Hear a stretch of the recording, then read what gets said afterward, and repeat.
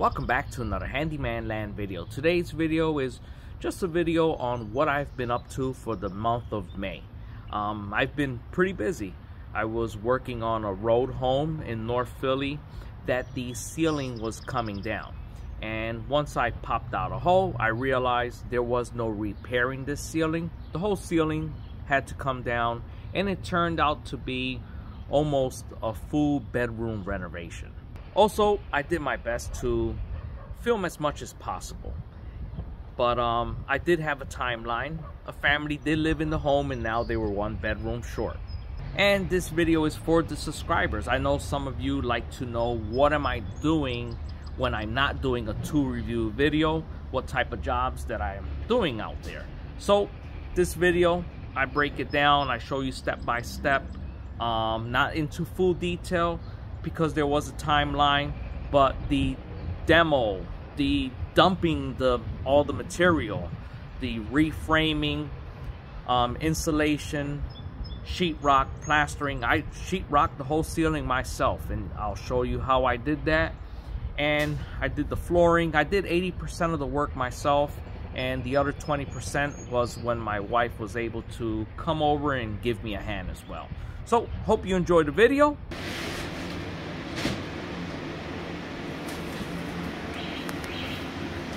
Woo!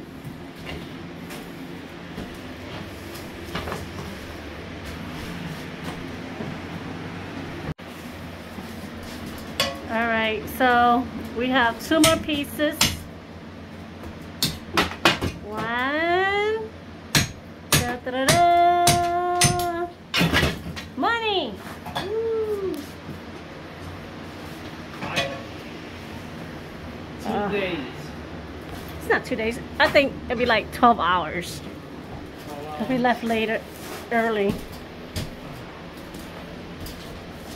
It's gonna be reused for something.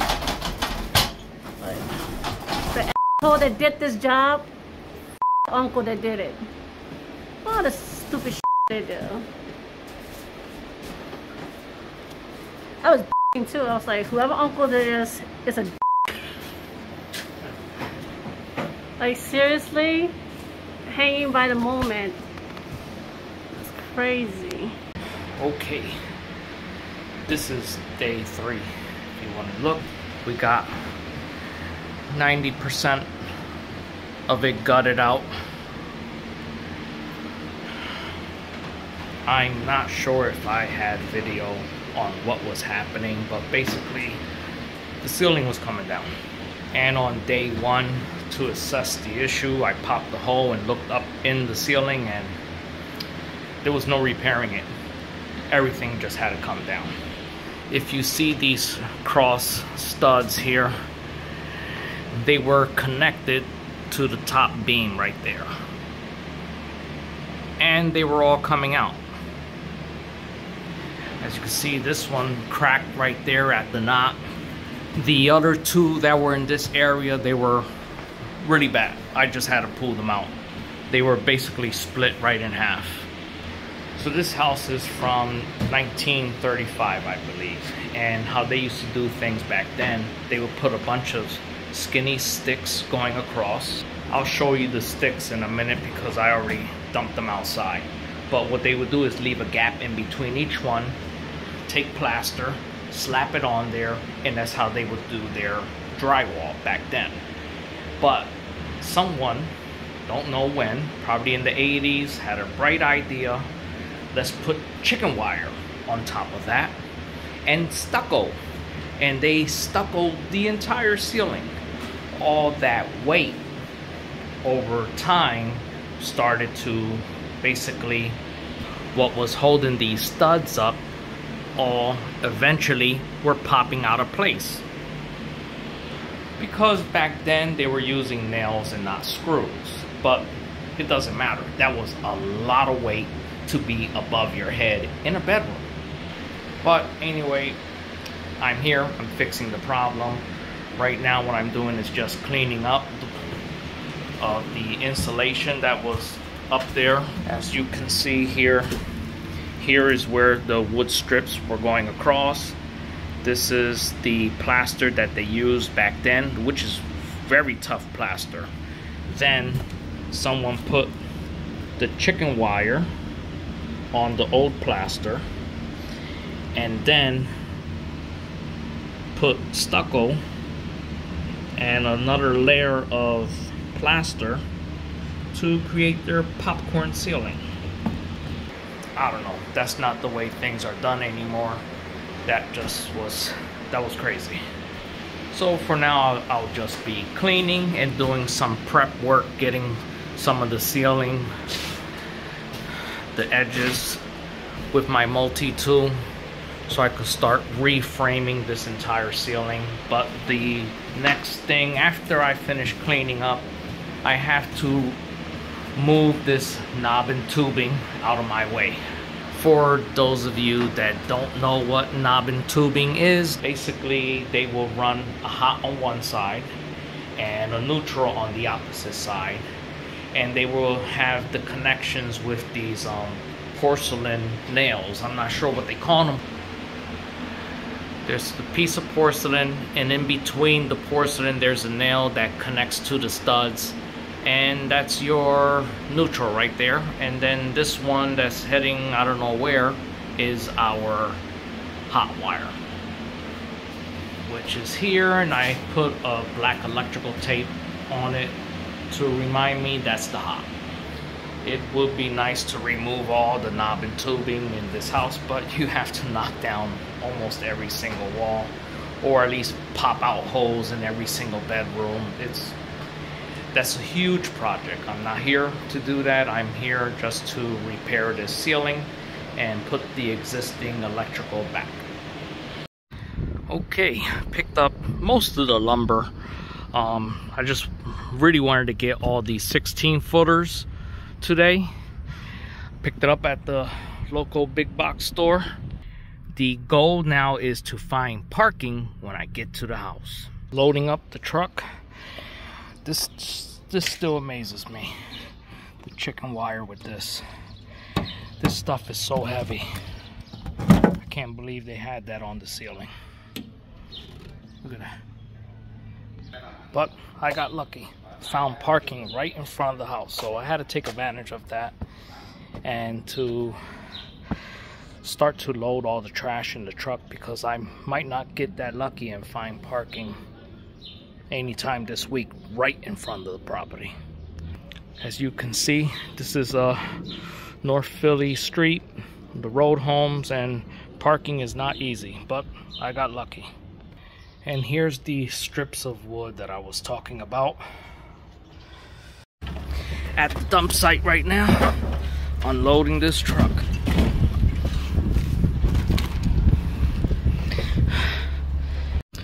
Okay, now I gotta go back up on the scale where the U-Haul's at. Get up on this scale right here.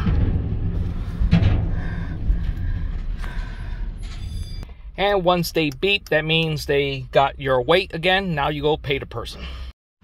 And just to show you the receipt, I was under a ton, so it cost 90 bucks to dump. Made a pit stop at Lowe's, picked up another 15 2x4s and an energy drink, because I need it. All right, girls, I'll let you out later. As you can see, I'm pretty much done for the day. I'm at Handyman Land right now. I'm gonna relax for a little bit. And just so you know, my arms are itching. I should have wore long sleeves when I was dealing with that trash, because that old insulation is very itchy and my arms are itching, but I need a break. Too tired. And here's a quick tip. I've heard that you take duct tape to your arms, it helps. It pulls off whatever fibers or that's itching you, that's sticking to your arms and causing the irritation. Try it. I tried it before and it actually does work. Okay, I had purchased this item here. Now, this tool just came And I had ordered this for the demo project. Unfortunately, it just arrived and the demo is over.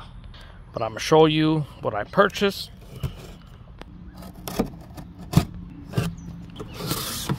And what this is called, portable insert container.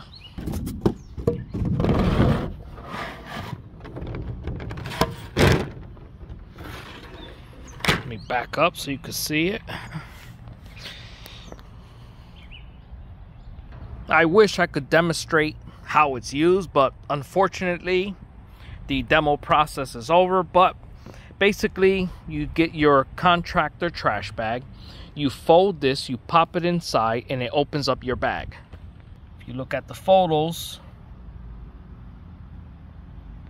now I've heard of this for some time, but when I was doing a job this year in South Philly with my brother owns one of these, and I would have never have purchased it, but when he had one and we were using it, it just made life so much easier. It's very convenient. And then when you have your heavy bag, all you have to do is just pull the insert right out of your bag, and it's awesome. I love it. And it fits 33 to 55 gallon trash bags. The first time I saw this, they were using it to clean up the front yard because they have a tree that drops a lot of leaves, and this looked like it was working great for that. But I never thought that it would work great for demo projects as well. It's the next day and I have to rip off this trim. And I'm not sure if you can see from here, the trim actually bows in the center because all the weight was coming down. And this is what holds the knob and tubing. As you see, this is porcelain. Then it has a nail that goes right through. Then it holds your hot line, and then the other one is for your neutral. Okay, so I have that side taken down. I'm going to have to make a lot of repairs to the wall, but not much space in this room, so I'm gonna have to start hanging some of these 2x4s up there. As you can see, it's kind of hard to work in the room, so I had to keep the door open. The wood goes at least 4 feet out of the, but these are 16 footers, so I'm going to have to measure, and I'm working alone, so gotta make the best of it. But my helpers today are these clamps. Just gotta do what you gotta do. Also, another thing, these are 2x3s. I'll be hanging 2x4s. And this 2x3 continues going. I don't know how long it is. It's probably 16 feet, but it keeps going down above the bathroom on the opposite side. So I'm not gonna cut that one out. I'm just going to leave that one there because there's nothing wrong with it. But I'll be mounting my 2x4 to that one and then start working my way all the way out. I am going center of 16 all the way. And I'm doing 16 on center, so when I do put my insulation, it just falls right in place perfect. Also, to make my life easier, when I was picking the lumber, I was trying to get the straightest ones for this reason right here. As you can see, here's my 2x4, and that's the 2x3. You see how the 2x3 is bowing in the center? So what I'm going to do is I'm going to tie it in on this side, tie it in on this from here to the beam. Same thing on the opposite side. Then I'll get my clamp, and I will force the 2x3 back in place, then put some screws, then we're good. As you can see, we are leveled. I have it braced at the ends now, on both ends. Have my clamp here. You can see, and we're going to clamp it.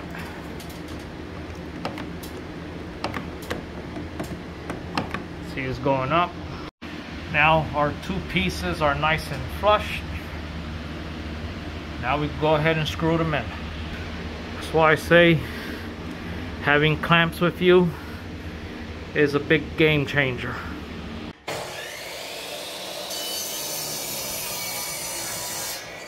It's the next day and I'm pretty much almost done all the framing. It's getting there. I still need some more to go, but right now I'm checking here the light switch power. So with my voltage detector, it was still picking up as the power was on. But you should not always go by this. This can give you faulty reading as well. I already went downstairs, I shut it off at the main breaker, did my connections, and before you're doing any connections, make sure you turn it off at the breaker first. So I have the breaker off, I have the breaker on right now. I have my light switch on the off position, and on my meter I am reading a little bit of current, which is perfectly fine. Now I'm gonna turn on my light switch and we're getting a reading of 121 volts. Turn it off, 2.9. So it's safe to say the switch is doing its job. If you want to know more about electrical, and I do have a video that's just about this voltage detector, this circuit breaker finder, and this fluke meter. I'll leave a link in the description at the bottom.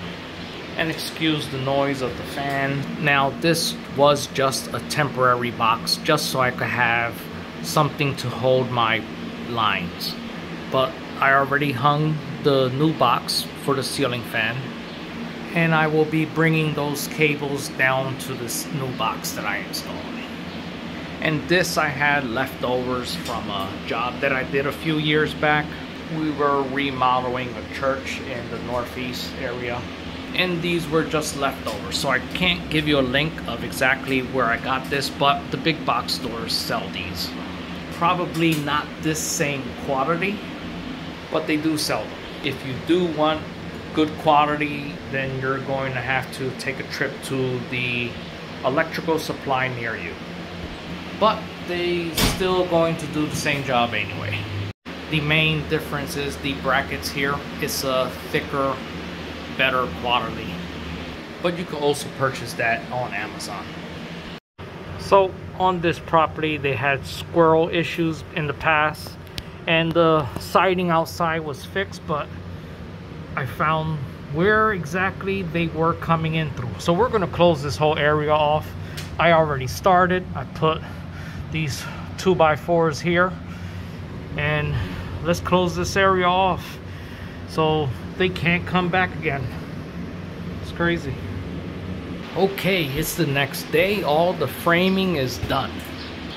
There might be one or two places where I'm gonna have to put some wood, but I would say 98% is done, because it all depends where the drywall ends up at. But I did measure everything, 16 on center, so I should be good.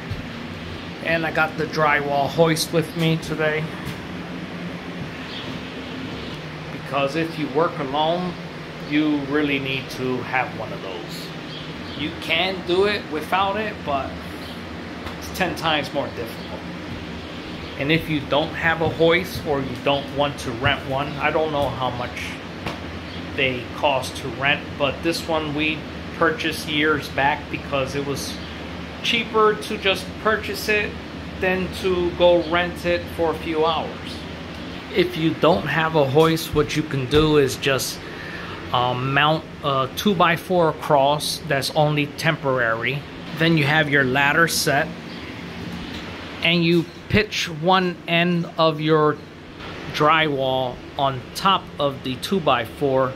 Then you slowly start walking up your ladder, holding it at the same time. Then with your other hand, grab your drill gun, beep, beep, beep, beep, and it's difficult. It's doable, but it's a lot more difficult. The hoist will make life 10 times easier. I believe this one here, we purchased at Harbor Freight. But to be honest, whether you purchased it from Harbor Freight, Home Depot, Lowe's, to me, they're all the same. I think they're coming all out of the same factory. And where's this made at? Made in China. Yeah, so I honestly think that they're all coming from the same factory. Probably one or two different factories maybe, but because they're all the same design. There's nothing really different that makes one better than the other. At least I've seen two different ones and they're identical. But as long as it gets the job done and you avoid injury, that's all that matters. So right now what I'll be doing is putting some foam inside the gaps between the bricks up top. Anywhere where I think I notice a breeze or air coming through. Unfortunately, this gun wasn't clean the last time it was used, so hopefully I could scrape away, and with the cleaner, the foam cleaner here, my gun will come back to life. If not, I do have a backup, but I prefer to bring this one back to life because they are not cheap anymore. I think this one was about 60 bucks. Well, I paid 50 bucks. They're 60 bucks now. And this one I think is a little bit cheaper. It's around the $40 mark.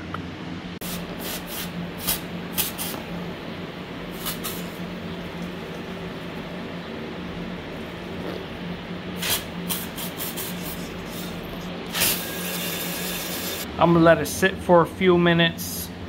Let some of that soak in there really good, and then I'll go ahead and start spraying again. But so far so good. So it was still leaking, so I put it on the closed position. What you do is you adjust it from here. This, you open it all the way and the pin goes inside. You close it, now it's in the closed position. And that's so you could have full control of how thick you want your bead of foam. Okay, new can is in, moment of truth. Let's see. Okay, let's open it up more.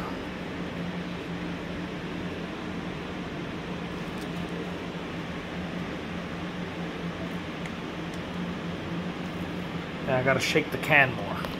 Okay, let's see again. There you go. All right.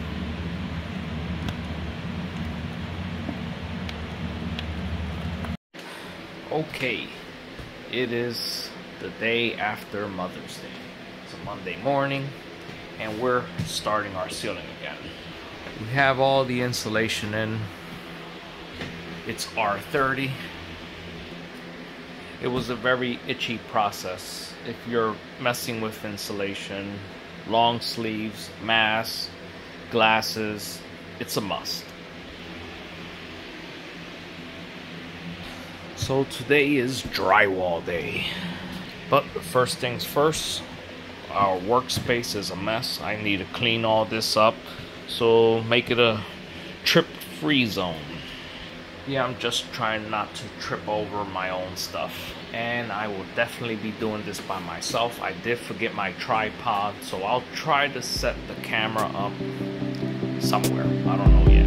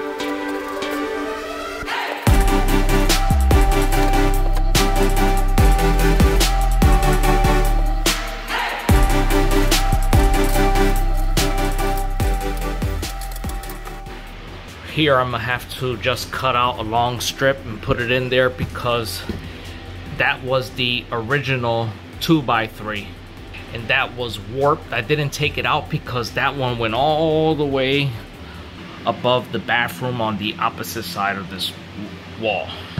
So then from here I got my 16 on center, so it's looking good so far. So now I found the center for the ceiling fan. If you don't know how to find the center for your outlet light fixture, I'll leave a link in the description at the bottom. I did show how to do that in a couple older videos. I also showed how to find your outlets for when you're installing tongue and groove. Now unfortunately I did leave my drywall hole saw that's just, it's basically a drill bit in the center and then 2 blades on the outer side, then you adjust it to the size of your circle. But of course I left it and I'm a few miles from home. I am not driving all the way back home to get that. I'm just gonna go old school and cut it out with a razor blade.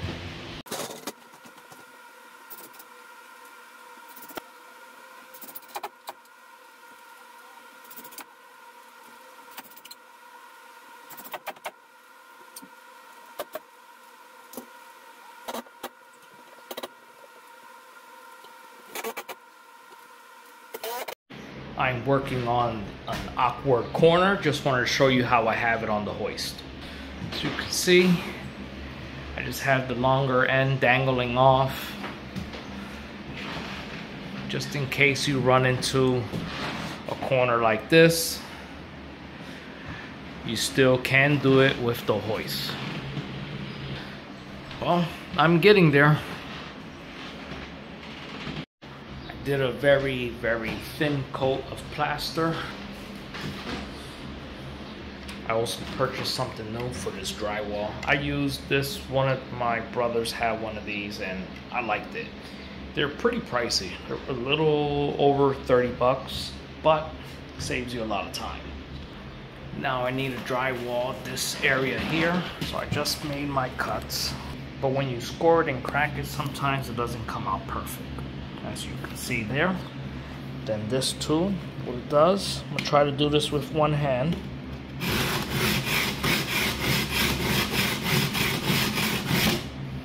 Shaves it right off. Yeah, it just makes life easier.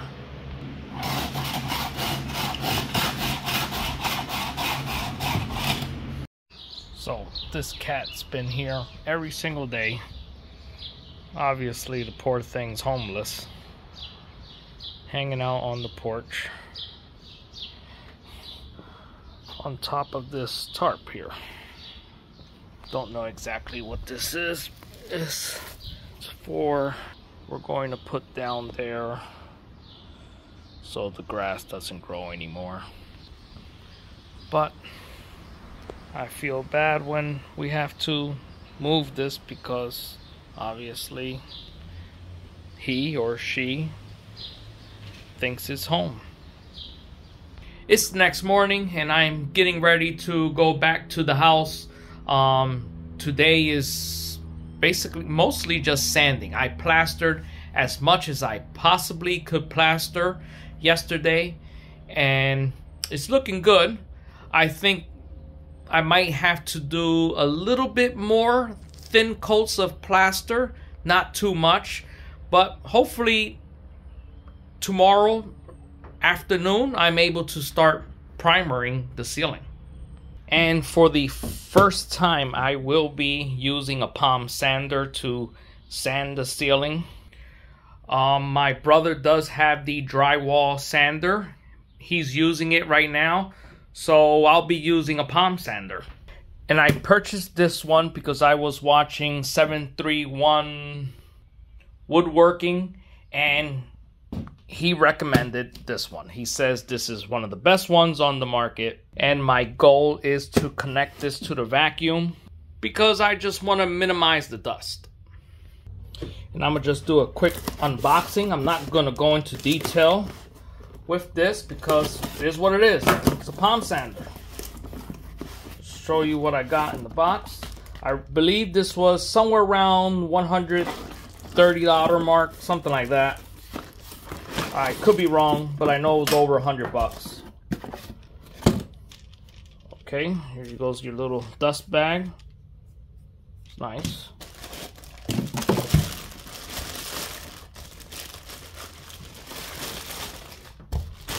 Well, right out of the box, it does seem beefy. I like it. Oh, I like it already. I'll show you the difference with this one here. Let's get this off. Let's see. It's the same. Okay, it's not much of a difference. The holes look like they lined up in the same spot, but for whatever reason, this one just the dust, the suction is not going through. Perhaps DeWalt did something different with theirs. I don't know. Let's see. And I did a video on this hose here. It's a kit with different adapters. Not sure if any of them fit here, so I would like to use this today.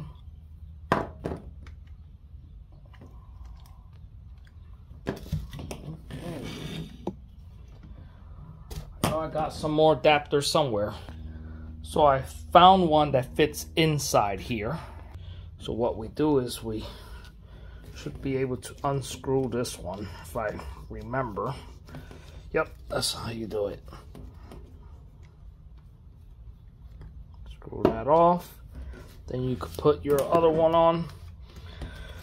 My apologies if it's kind of dark in here.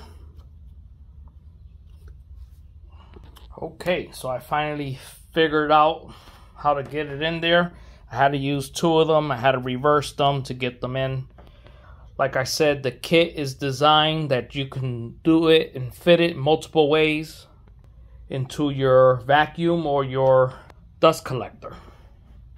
These are the sanding pads that I'll be using, as you can see. This is 80 grit. Hopefully I could find the 100 grit. It goes like so. And here's another kit. This is an old school kit. I had this for at least 18 years. Or no, longer than that. Because I've had this, yep, before I purchased my first home. So it's pretty basic. You just loosen it from here, from there, and then you put your sandpaper in this way. And then you just make your connections like so. And this one to your wet vac. And go to work like the photo shows.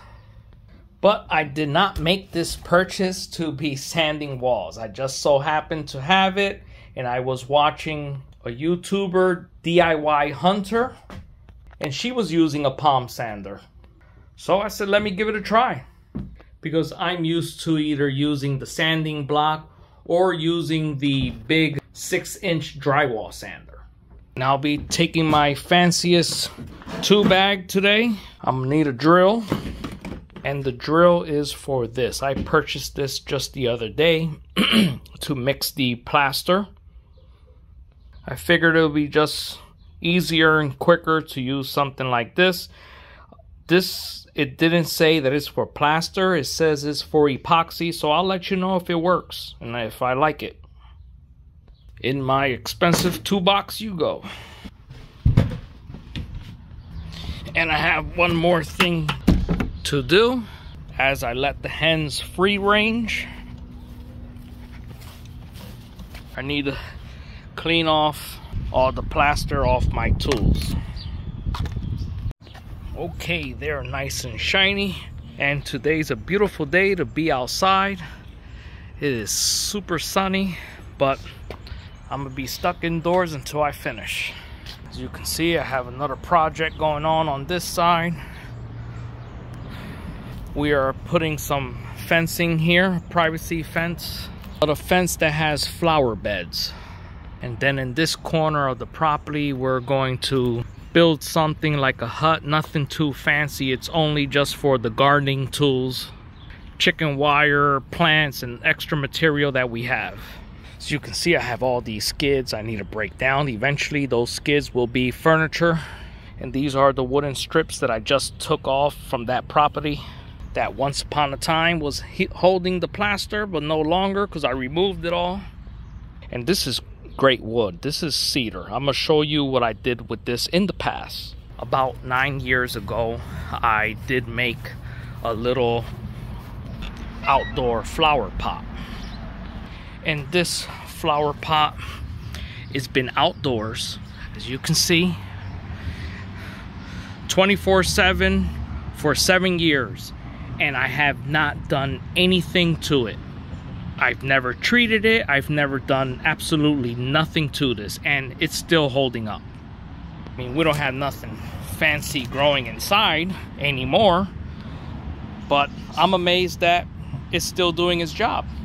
And these, I did remove them from a 1945 road home. And that's why I didn't throw these away, because eventually I'll make something out of that as well. So enough talking, let me finish my coffee and get on the road.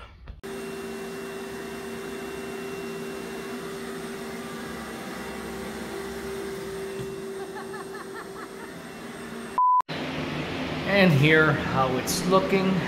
Looks good. I just have to now stir the plaster to get it a little more thinner. Then I'll hit some spots, well, numerous spots, a very, very thin coat. And then tomorrow I'll come back and just hand sand those areas. Then we'll move on to the next step. I'll remove all this ram paper because we're also doing the floor. And the reason why I'm removing the paper, so I could find the uneven surface of the floor and sand that down as well. Then all the sanding in this room will be done. And then we can move on to primer. But let's see how this works.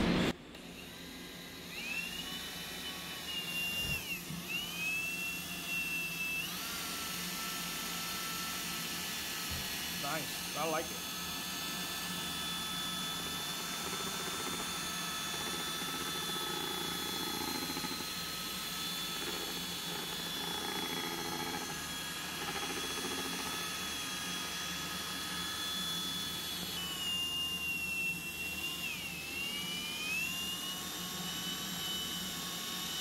Yeah, so this worked out great because yesterday when I was dealing with the plaster, it was like a lot of little chunky areas, and that kind of showed up when I was plastering, and I was basically trying to do what I'm doing now by hand, and it was taking a lot longer. But what, 60 seconds, I'm done. And if you don't have one of these, you need to get one. It's perfect. You get all of it off the side of the bucket, because it's designed for the 5-gallon bucket, as you can see. It's perfect. And this is only to scoop out from the bucket. It's not for plastering anything on the wall. So we got one coat of primer before we apply our actual paint. We're almost there. This is the primer that I always choose. If you want to see videos on these painting tools, I'll leave you a link in the description at the bottom, because I already did a full video on that. So we're gonna let the primer dry for about 30 minutes, and then we will proceed with our eggshell paint. Good morning, it's the next day. So last night, me and my wife, we finished painting the entire bedroom, and yesterday was a long day. I got up at 6, drove straight to Home Depot, got the supplies that I needed, and then we made our way to North Philly to do the job. We were able to get all the trim off the wall and scrape the old caulk that was on there, and paint the trim, paint the walls, the ceiling, inside the closet. Then I did a material list tools that I believe I will need today, because it sucks when you're already at the job site and you're missing a particular tool. Because today we will be putting on the floor. I will be taking the Odyssey instead of the truck due to the convenience of finding parking. And I will be taking the Evolution table saw with me today. If you haven't seen my video on this table saw, I'll leave a link in the description at the bottom. Reason why I'll be taking this one, because of its dust port, and I could connect the smaller vacuum to this. And that I have the fine tooth blade on here from Evolution. I also have a video on this blade. I'll leave a link in the description at the bottom. I'm getting all the supplies that I need, and the noise in the background, my hen's showing off because she just laid an egg. Okay, here's how it's looking. Looks good. Let me turn on the light, probably see better. Not really, but yep, everything's painted. And this is the paint we were using. This is the paint you get at Home Depot. It's probably one of the best paints you can purchase at a big box store, but if you're looking for high quality paint, then you're going to have to go to an actual paint supplier. Before I start the floor, I'm going to install the ceiling fan like this. I won't need a ladder in the room anymore. And this light, I keep it in my work bag. It's my temporary light for every job. I just connect it with some wiggle nuts.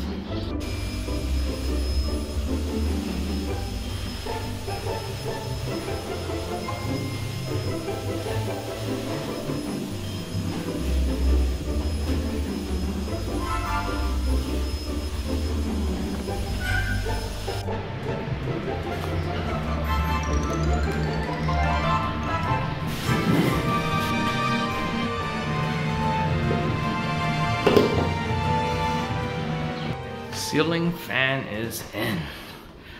We're getting there, people. We put foam all on the edges, and tomorrow we'll cut all the excess. Here's the floor we'll be installing today. Luxury collection. Vinyl flooring.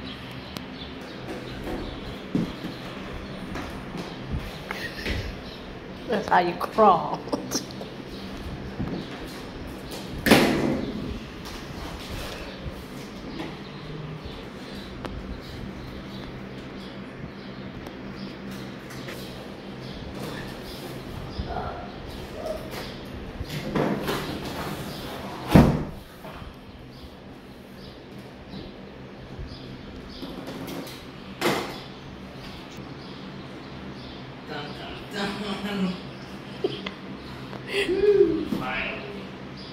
Alright, hurry up, put it on. I want to see it.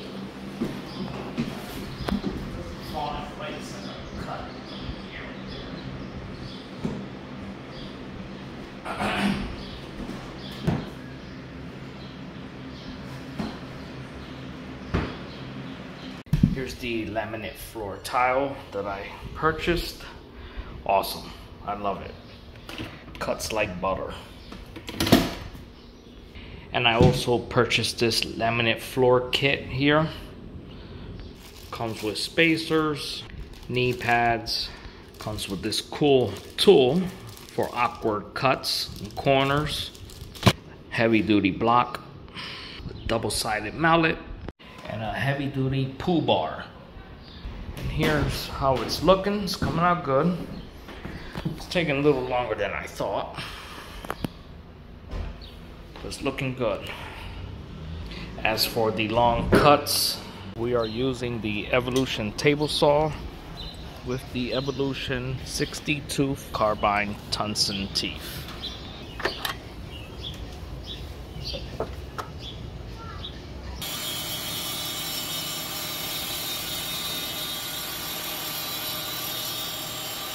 Okay, I'm getting there. Almost done. Just gotta put the quarter round trim, and I have this piece to go and in the closet. So it gets easier once you get towards the end. Okay, we're getting there. Just putting the trim, trying to figure out where they all belong. For this area here, under the closet doors, there wasn't one, so I purchased this 6-footer. And I have a fancy tool here that I've never used yet that supposedly can cut the trim. So supposedly it cuts like a pair of scissors. It comes with 2 extra blades. As you can see, you could adjust it to what you need. 90 degree, 45, got your 60 degree. You could do different angles with it. Okay, let's see if this works.